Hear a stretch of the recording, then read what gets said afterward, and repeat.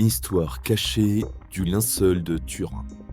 Le linceul de Turin, célèbre drap de lin portant l'image énigmatique d'un homme crucifié, est officiellement connu depuis le XIVe siècle, lorsqu'il apparaît en France, à Lirey, dans la famille de Charny. Pourtant, de nombreux indices font remonter son histoire jusqu'à Jérusalem en l'an 33, au moment de la crucifixion de Jésus-Christ sous Ponce Pilate. Cette hypothèse trop dérangeante pour beaucoup fait que l'on cherche à la discréditer en ne préférant voir dans le linceul qu'un faux médiéval. Mais des textes anciens, des représentations artistiques et des témoignages troublants pointent vers un parcours bien plus ancien. Ainsi, tout récemment, un document capital fut découvert. Il montre comment le linceul a pu parvenir jusqu'à la famille de Charny, celle qui le présenta publiquement à Lirey en France vers 1355. Découvrez l'histoire cachée du linceul de Turin. Partie 1, de 1355 à aujourd'hui, première apparition du linceul, à Lirey en France, vers 1355. Parcours historique certain. Lirey, vers 1355. C'est un fait largement reconnu par les historiens que les premières ostensions du linceul ont eu lieu à Lirey en France vers 1355. Parmi les différents documents historiques, on peut présenter une enseigne de pèlerinage datée entre 1357 et 1370. Il y a également le mémoire rédigé en 1389 par l'évêque Pierre d'Arcis. Cet évêque se plaignit au pape Clément VII que ce linceul était un faux en précisant que la relique avait été cachée pendant environ 34 ans. Sa présence à Lirey est donc attestée vers 1355. Trajet de Lirey à Saint-Hippolyte, dans le Doubs, où il y restera de 1418 à 1452. Cependant, en 1418, suite à des instabilités à cause des grandes compagnies, qui étaient des bandes de brigands en France, Marguerite de Charny, petite fille de Geoffroy, mettra le linceul en lieu sûr à Saint-Hippolyte. À l'époque, en effet, ce village n'était pas en France, mais faisait partie du Saint-Empire romain germanique. Une plaque en marbre dans cette église rappelle ce passage du linceul. Enfin, se voyant arriver à un âge avancé, pour l'époque, Marguerite de Charny chercha un autre protecteur et le trouva en la personne de Louis de Savoie. C'est ainsi que le 22 mars 1453 à Chambéry, la famille de Savoie fit l'acquisition du linceul et il le garda jusqu'en 1983, date à laquelle elle le donna à l'Église catholique. Il est à noter aussi que Louis de Savoie porte le titre, hérité de sa famille, prince d'Achaïe et de la Morée.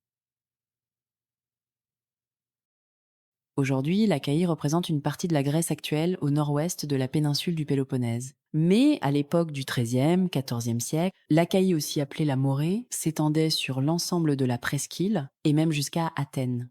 Ce fait est important à retenir pour la suite. En effet, il existe une thèse très intéressante qui permet de comprendre l'arrivée du linceul à Lirey. Son principal auteur, Laurent Bouzou, parle du clan des Achaïens en référence justement à l'Achaïe, voir son livre du même titre paru en 2020.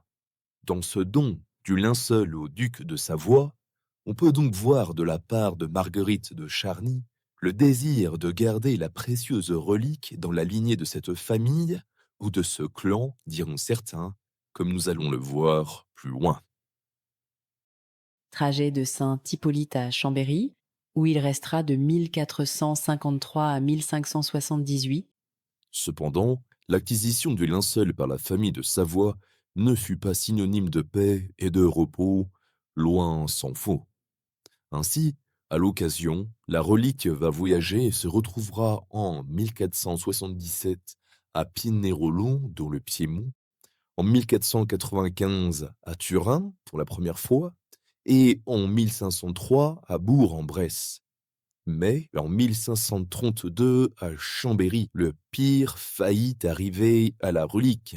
En effet, un violent incendie se déclara dans la chapelle où il se trouvait.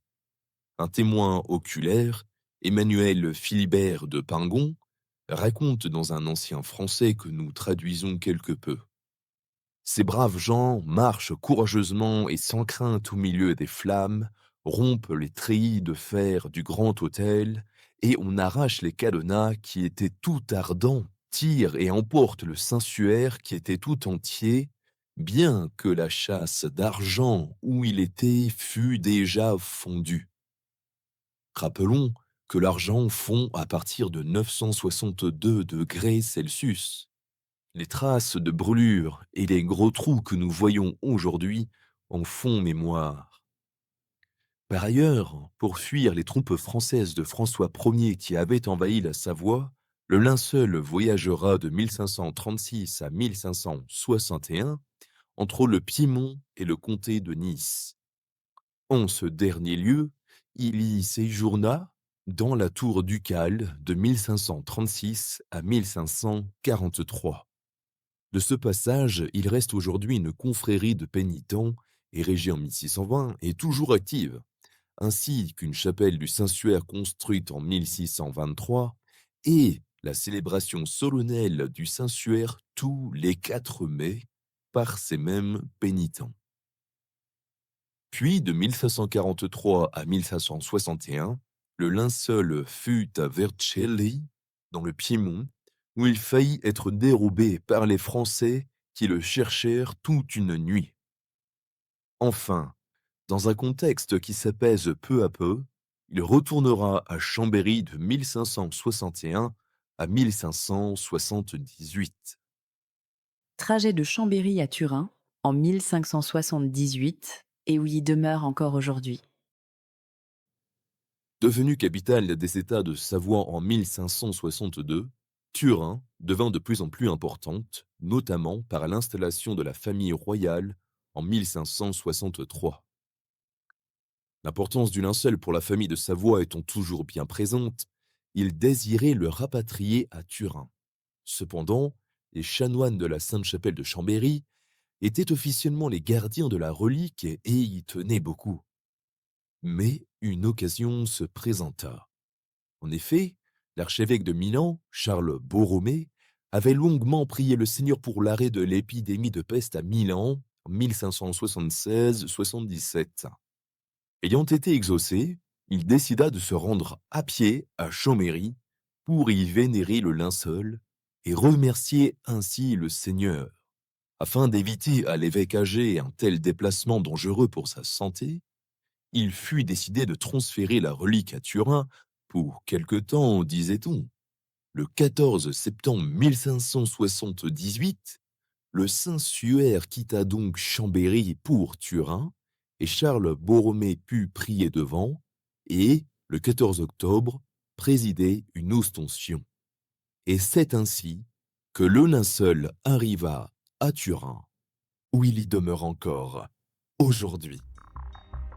L'apparition du linceul à Liray en 1355 reste l'un des plus grands mystères de son histoire.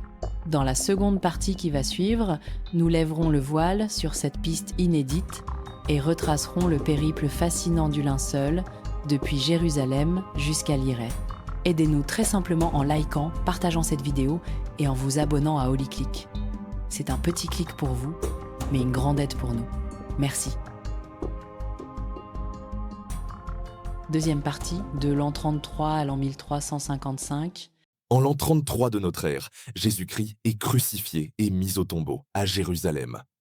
Le premier texte accepté par les historiens qui évoque le linceul de Jésus est bien sûr l'Évangile, plus précisément les Évangiles.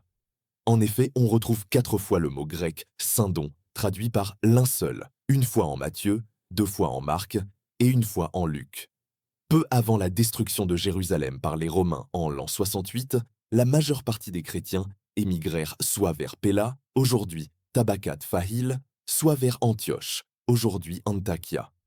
Selon Eusèbe de Césarée et Épiphane de Salamine, ils avaient eu une révélation divine annonçant la chute de Jérusalem et ont très probablement dû apporter avec eux les reliques du Christ. Trajet de Jérusalem à Antioche, où les chrétiens y restèrent probablement jusqu'en 387.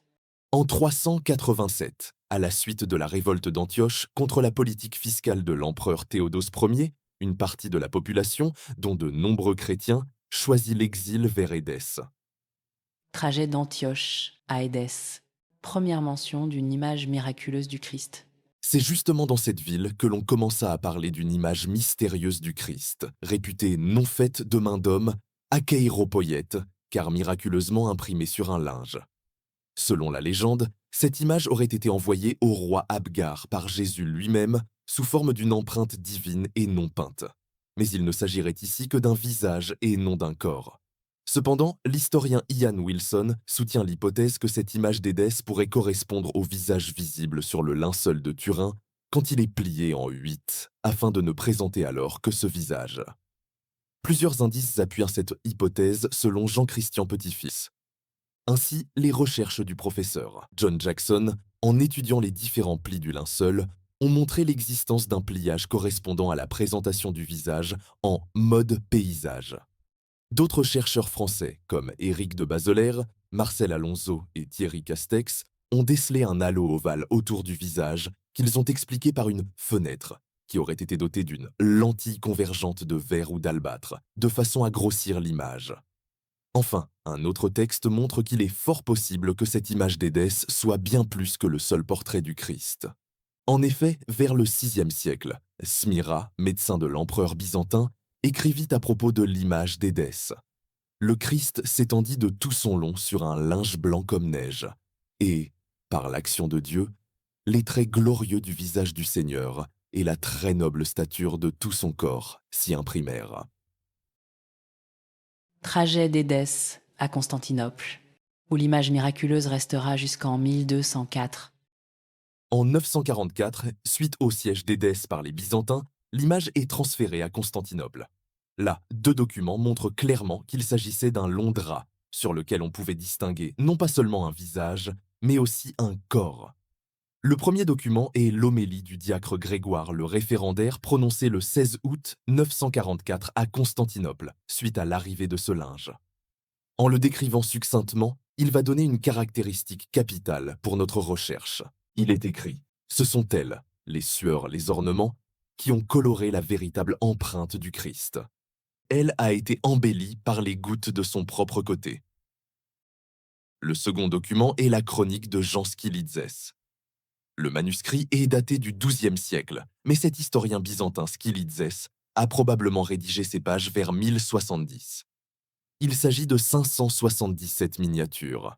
Sur l'une d'elles, on voit distinctement un drap tenu par deux personnes. Jean-Christian Petit-Fils commente « Étrangement, ce voile, d'une longueur démesurée, paraît bien encombrant pour un simple support. Cela saute aux yeux.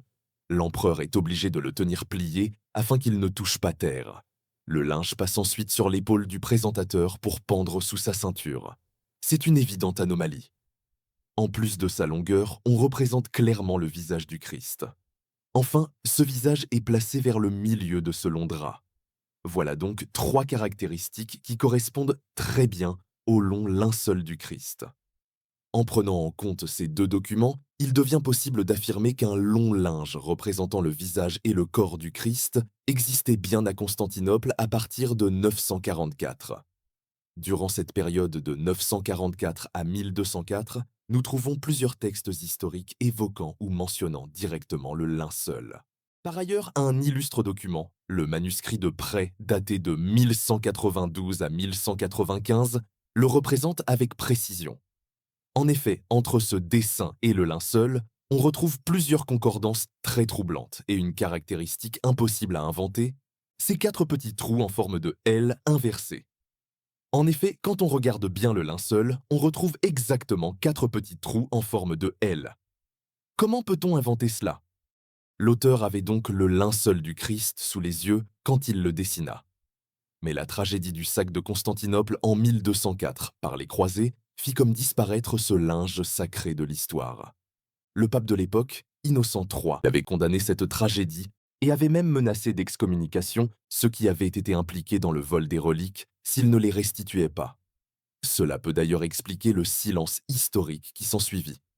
Cependant, deux documents importants dont un presque inédit pourraient bien lever le voile sur ce trou historique. Comme nous allons le voir, grâce au premier document, notre voyage va nous amener à Athènes, trajet de Constantinople à Athènes. Le linceul y restera probablement jusque vers 1311. Ce premier document est une lettre découverte en 1981. D'abord contestée, son authenticité est aujourd'hui confirmée. L'historien Jean-Christian Petitfils s'écrit « Balayant les doutes des sceptiques, la médiéviste et paléographe Barbara Fraal a établi depuis la parfaite fiabilité de ce texte. Rédigé en 1205 par Théodore Ange, proche d'un ancien empereur byzantin, au pape Innocent III, cette lettre décrit très précisément ce qui est arrivé au linceul.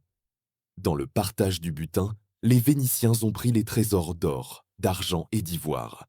Les Français les reliques des saints, et parmi elles, objet le plus sacré, le linceul, dans lequel, après sa mort et avant sa résurrection, notre Seigneur Jésus-Christ fut enveloppé.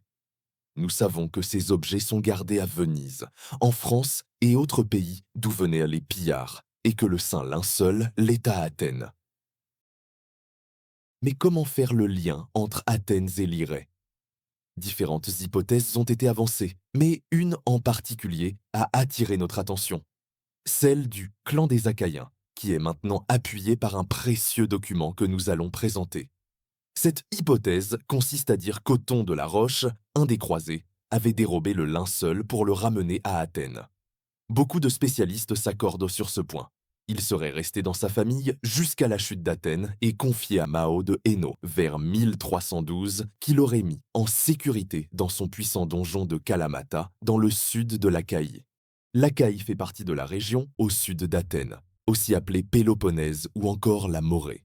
Ce dernier nom est très intéressant, car le second document qui permet de faire le lien entre la Grèce et la France est la Chronique de Morée, dans sa version aragonaise. Souvenez-vous qu'en France, le linceul est apparu à l'Irée en 1355 dans la collégiale construite par Geoffroy de Charny. Or, en 1316, une expédition française arriva dans cette région de l'Achaïe pour combattre l'avancée des Aragonais. Et dans cette expédition figurait le bourguignon Jehanne, le seigneur de Charny, père de Geoffroy. Ce dernier, d'ailleurs, accompagnait très probablement son père malgré son jeune âge. En tout cas, cette chronique de Morée évoque le nom de leur famille. Voici le passage clé. Et le prince Louis, ayant recouvré la principauté, voulut récompenser ses serviteurs. Il donna à messire Droit de Charny, frère de messire Geoffroy de Charny, la fille du seigneur de la Vostitza. Dans tous les cas, que Geoffroy ait été présent ou non, il est certain que son père et son frère y étaient. Il est donc très probable que d'autres donations leur furent accordées, comme le précieux linceul. Ce document exceptionnel permet de faire le lien entre Athènes et l'Irée via la famille de Charny et, nous semble-t-il, de proposer ainsi l'hypothèse la plus solide pour combler le trou historique du linceul. Nous espérons que cette vidéo vous aura intéressé. Dans tous les cas, nous aimerions savoir ce que vous en pensez dans les commentaires. N'hésitez pas à la partager, liker et à vous abonner. C'est un petit clic pour vous et une grande aide pour nous. Merci et à très bientôt sur HolyClick.